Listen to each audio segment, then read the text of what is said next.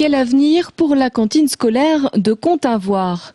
C'est la question que se posent aujourd'hui les élus de la commune et les membres du syndicat scolaire.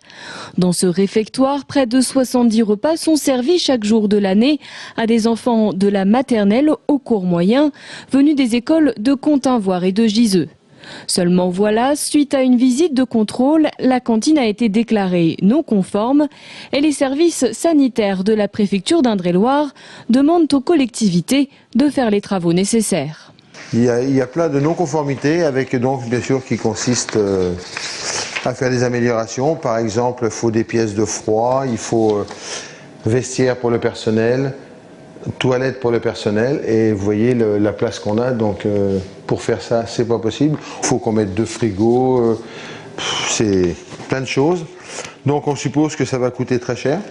Selon les premières estimations, la facture pourrait en effet atteindre les 200 000 €, une somme dont ne disposent pas les deux communes, d'autant que la mairie de Comte-Avoir achève à peine des travaux autour de son école et de son accueil périscolaire. Autre point d'interrogation, la rentabilité de cet investissement pour ces petites communes qui peu à peu perdent les effectifs de leur classe. On n'a pas de recul, on ne sait pas combien de temps vont durer les cantines. Déjà les classes, combien de classes on va conserver, si on aura assez d'enfants à venir faire manger ici, le problème est là. Pour décider de l'avenir de cette cantine qui existe depuis 1957 à Comte-Avoir, le syndicat scolaire doit se réunir jeudi soir.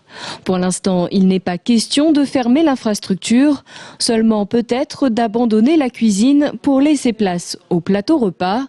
Et si l'option des travaux est choisie, les élus auront jusqu'au mois de décembre pour transmettre devis et factures à la préfecture d'Indre-et-Loire.